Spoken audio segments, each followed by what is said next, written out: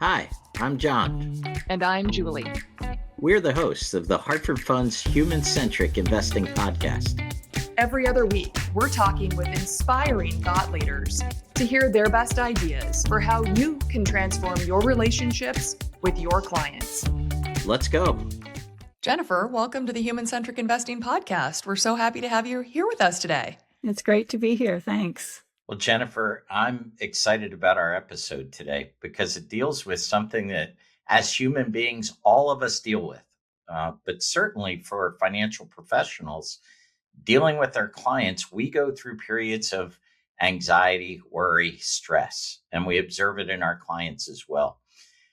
Ever since, Jennifer, you and I began talking, and Julie as well, I've begun to see the things that you were talking about actually in my own life and in the way I think. And so today's episode, we're going to be talking about the monkey mind and how it relates to worry, anxiety, and maybe how it causes faulty decision making. But Jennifer, for our listeners, why don't we start off just talking about what is the monkey mind? Right. The monkey mind is basically it's a metaphor for our kind of anxious chatter that's going on in our minds all the time. Oftentimes we're not even recognizing it. So the reason I use that metaphor is because with anxiety, it originates from a part of our brain that is very primitive and instinctual and highly reactive and beyond rational control.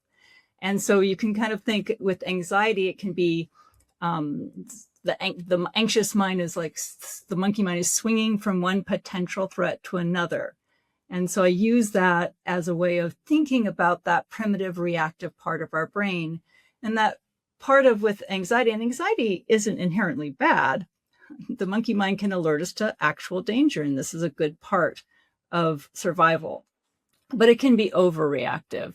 And that's where anxiety can trip us up in terms of making bad decisions or just not living the quality of life that we want to be living. Jennifer, do you find that when we're thinking about financial decisions, do those tend to be a real trigger for the monkey mind, whether it's being online too much and checking our portfolio to see if those bars are going up or down, or replaying a decision? Did I invest in that? Should I have done it sooner or later? Should I have sold that?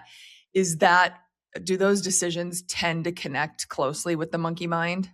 Absolutely. So if we think of financial security, that's part of survival. Like we need to be able to have a house and security in order to survive and live well. So with financial investments, so there's two parts really of the mind that, if I'm going to simplify it. So there's the monkey mind, which is that primitive, reactive, instinctual, survival-based part of our brain, which really originates in the amygdala. And then there's a prefrontal cortex, which can really think through more rationally. And if we are in a state where we're hijacked by our monkey mind, which can easily happen around finances, then we're going to be making emotionally based decisions instead of the more rational type decisions. So the monkey mind can get activated if it feels volatility in the market or watching our stocks go up or down. Then it can activate like, could I lose everything? So it tends to go to kind of catastrophic fears. Could I lose everything? And then I won't be secure. And so now I have to do something, in that reactive decision making at that point usually isn't guiding us in the direction that is going to serve us in the long run. Jennifer, I remember you telling me that the monkey mind really only sees two potential outcomes. And I think as I think about that, I observe that happening in my own life. Can you share with our listeners what those two outcomes are and why they often lead to misguided decisions? Right. I think what you're talking about is what I call core fears. So there's primarily two things. If we go down kind of to look at what's underneath all of our anxiety, it comes down to two things, and I call them core fears. So one is the loss of life. We're afraid of dying. And that monkey mind is trying to keep us alive, survive. So number one fear is the fear of death. But this fear of death, it's not always like death. So financial fears often correlate with that. It's like not just death, but losing things to the point where the quality of your life is really threatened. So if you lose your home or you become homeless, financial fears can tie to that, which is a core fear of being destitute, which is along the lines of death. And then the other core fear is that of losing social standing and respect. Human beings we're pack animals. And so we depend on our families, our friends, our community, our work community for survival. And so a big area of fear is around losing social respect or belonging, making a mistake or a fool of yourself. So the fears tend to come down to those two things.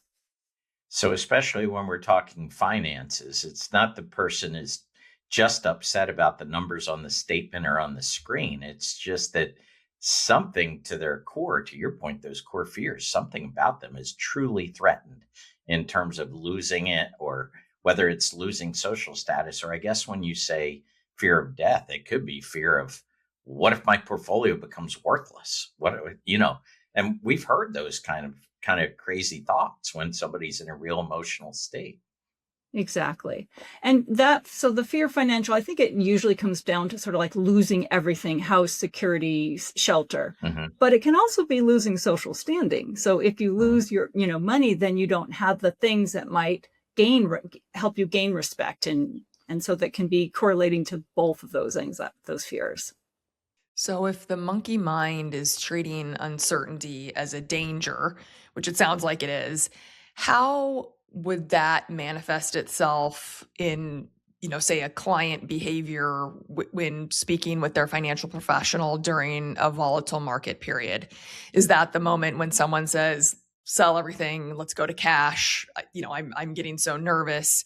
I mean, I'm sure if the financial professionals listening are reflecting on many of these types of conversations over, the last few months or even the last few years as they've engaged with clients.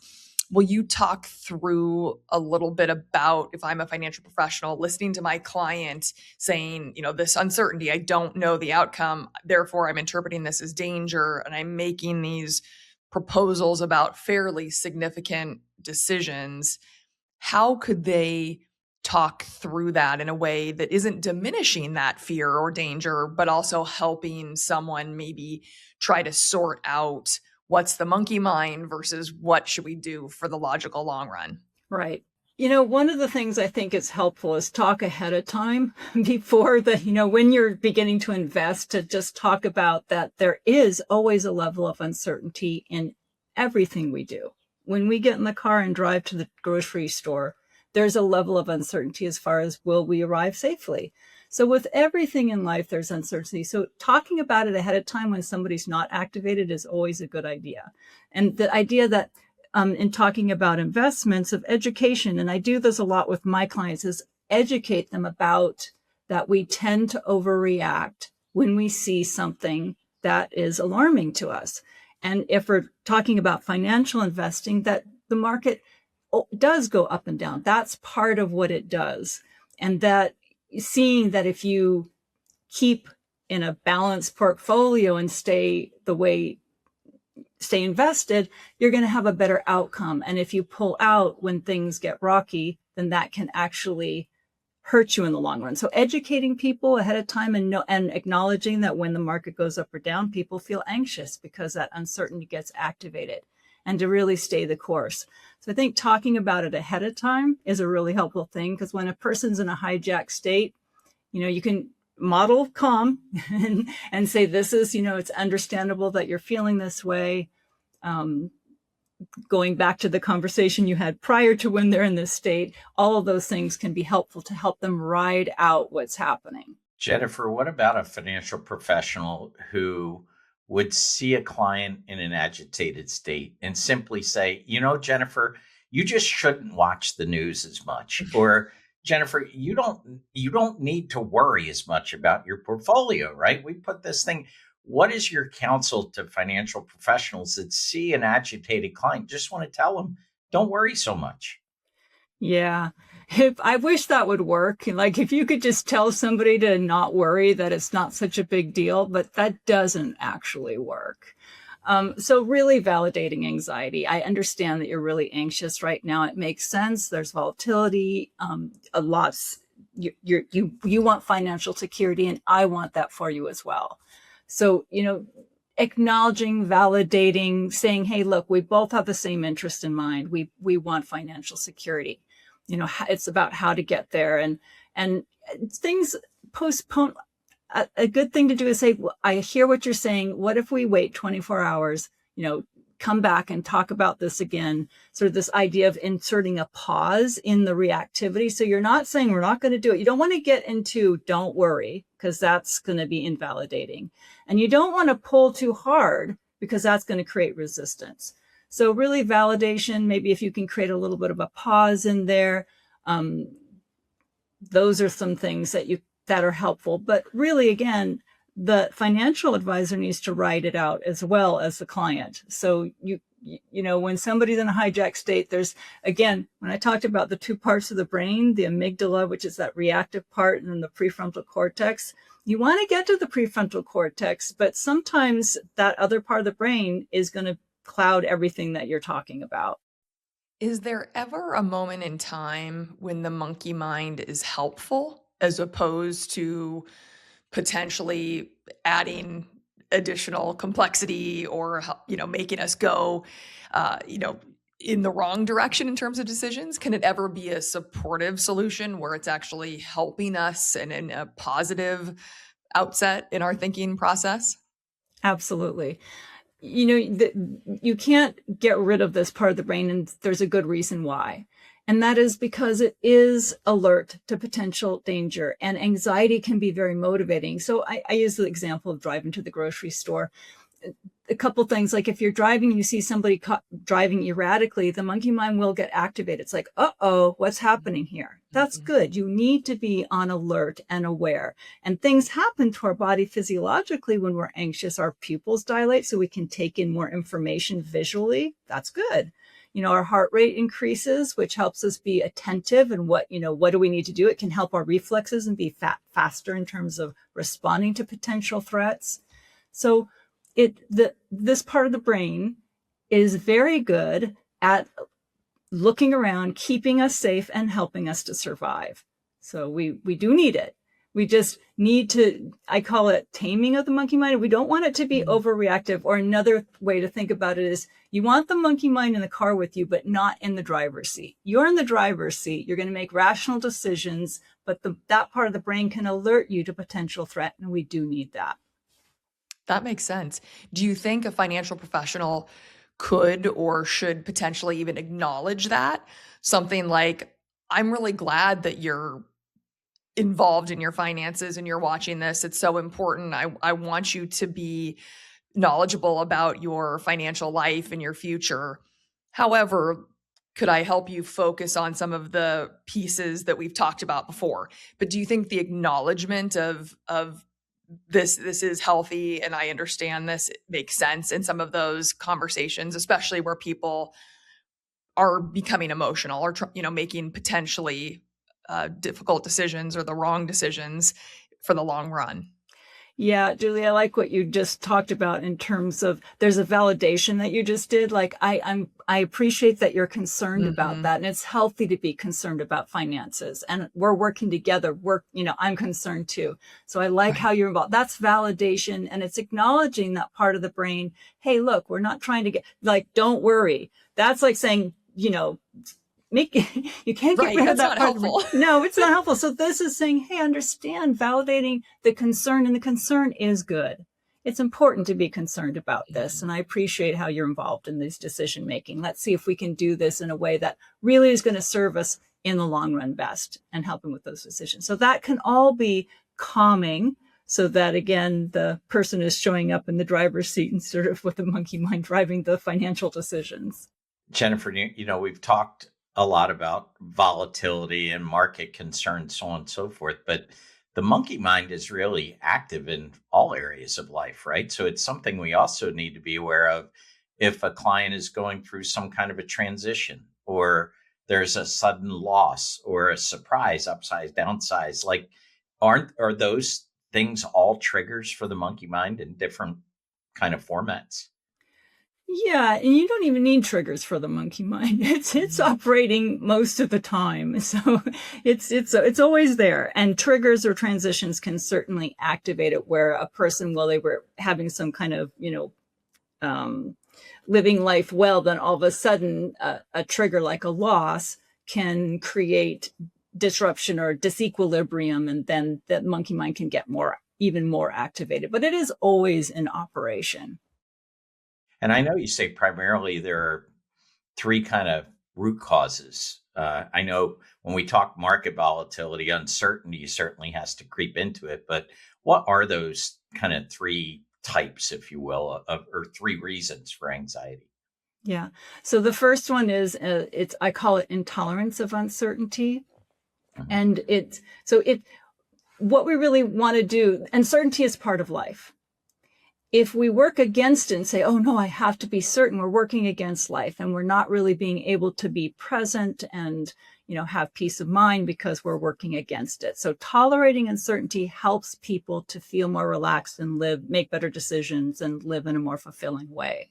So that's one of them, uncertainty, how they're responding to uncertainty. Market volatility is a great example, but it happens in other things, uncertainty around our health, what could happen, or health of our loved ones, or it comes up in all sorts of areas. The other is what I call perfectionism. And perfectionism is a fear of making mistakes. So we talked about those two core fears.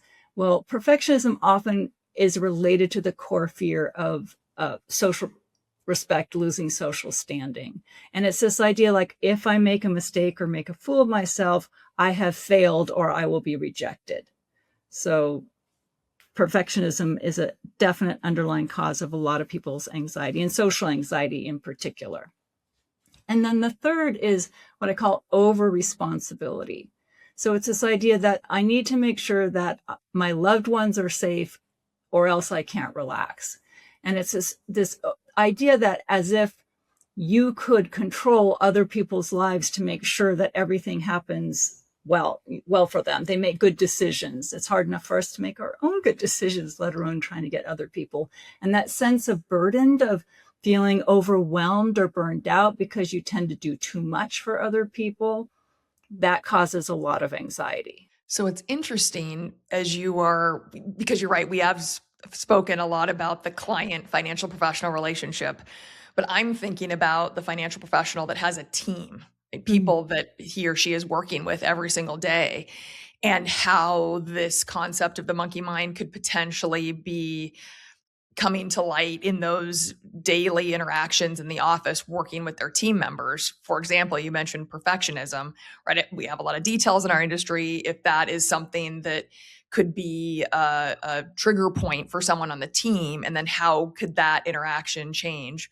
Will you talk a little bit about how you see this concept manifesting itself in team environments, and how maybe a leader of a team could help people become more aware of this, or maybe talk through people that become agitated, based on certain team-based situations?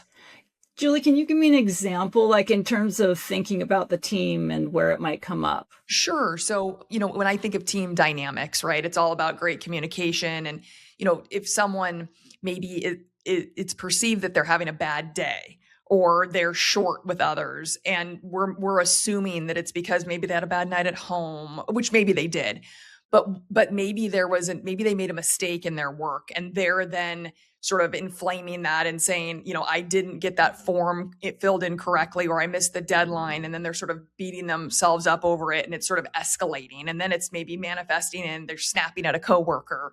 And so all of a sudden, if I'm leading that team and I have this person that it seems like they're just not a good team player, but really, if we are able to get to the root cause, it's because they did something earlier in the day that they're kicking themselves over and sort of replaying that in their mind, and their monkey mind is sort of, really taking the front seat.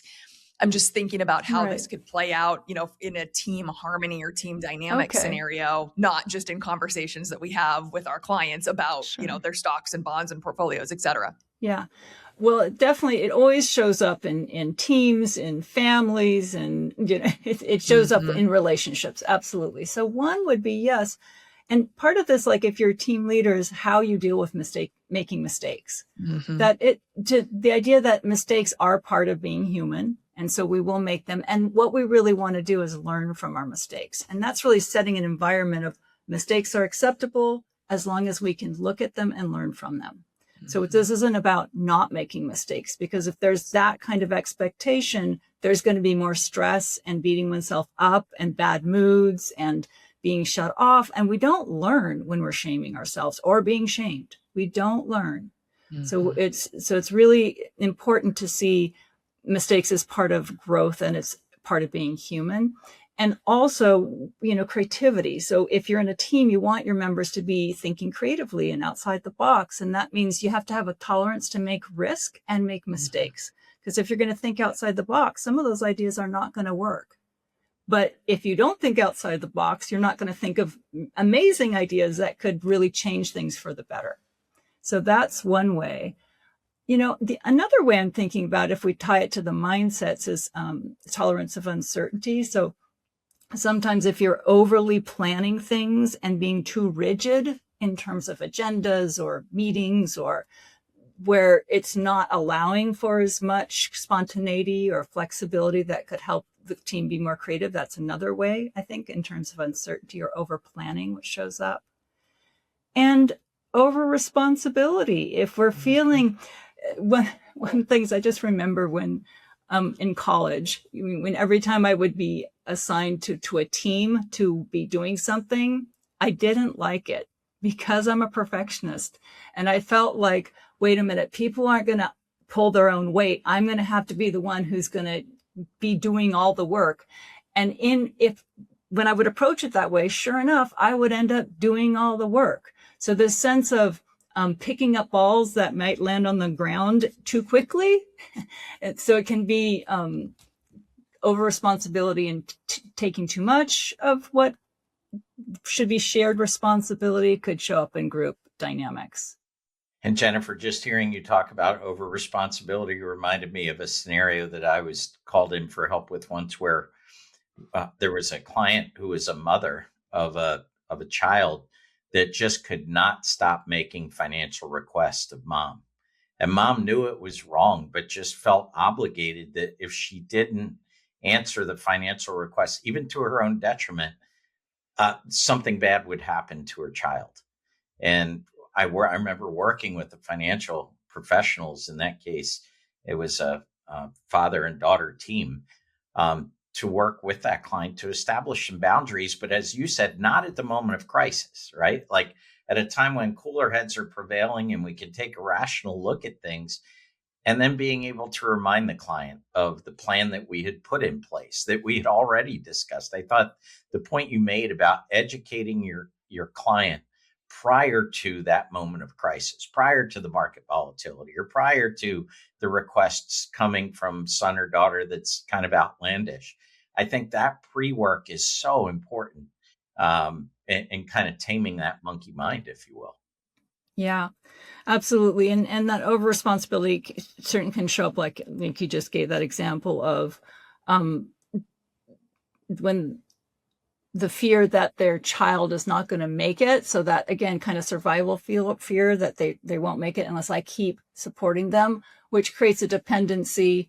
And then they might not be able to actually do the things they need to do because they keep getting this support. So that codependency can, again, in the short term, it might relieve the anxiety, but in the long term, it's actually creating more of a problem, both for the parent and ultimately for the child. And that often, again, I think, like you said, having the talk ahead of time or saying, hey, I've come across a lot of parents who have the same fear.